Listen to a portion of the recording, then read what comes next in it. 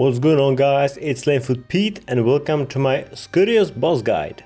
Scurrius is an entry-level boss which can be fought in a group or solo, and he will teach us basic mechanics like switching prayers, dodging abilities and managing multiple monsters during the fight. Those mechanics are also present on most harder bosses we will see in the future. He also packs nice bonus XP in solo or when fought in a group, so you can nicely train combat stats while making some cash from his drop table. Nothing insane though. For the recommended stats, I'd go for at least 50 plus on any style you want to use, maybe even 60 plus just to be safe, and also 43 prayer is a must for overhead prayers. Gear setup? Wait, I don't even have Torva. Who am I kidding? My Scurrius killing setup would look something like this. You can even go with a range or mage, up to you. But for the sake of this guide, I'll go for this melee rune budget setup. So anything better than this and you should be fine.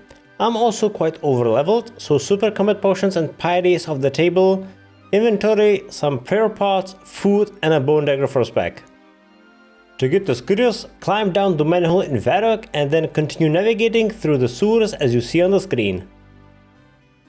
Once here, climb through the broken bars and immediately pray melee and attack Scurrius. Phase 1. He only attacks through melee or with the falling debris from the ceiling, which is indicated by those shadows on the ground. He always targets tile you are standing on, so just move one tile away and continue attacking. On 80% health we have phase 2. He goes to foot pile to heal, no more melee attacks for now, but instead he will use mage or range attack. So blue electricity, pray mage, green smoke, pray range. After he heals 5 times, he's back with melee, so pray melee again. During phase 2, he can also spawn 6 giant strats from time to time. They have a max hit of 4, you can reduce it to 1 if you pray melee. Keep in mind they still hit for 1 through melee prayer. In my opinion, it's better to kill the rats first and after that continue with Scurrius. And don't forget, praying against Scurrius' attacks should be your priority here, as he's bigger threat than those giant rats. Once he reaches 30% health, it's phase 3. He will go to the center of the room and no longer use melee or heal from the food pile, so he will only use mage, range, spawn rats and use the falling debris for the rest of the fight.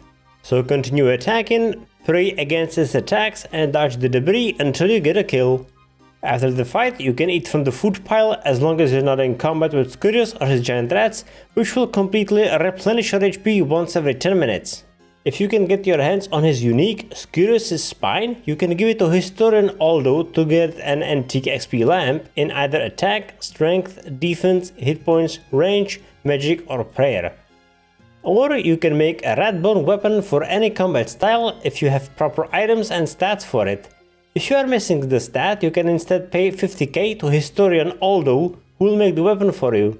The rat bone weapon will add 10 to your max hit when fighting any monster classified as a rat. Even the brine rats you can kill for a slayer task, but you cannot use the rat bone weapon on anything else.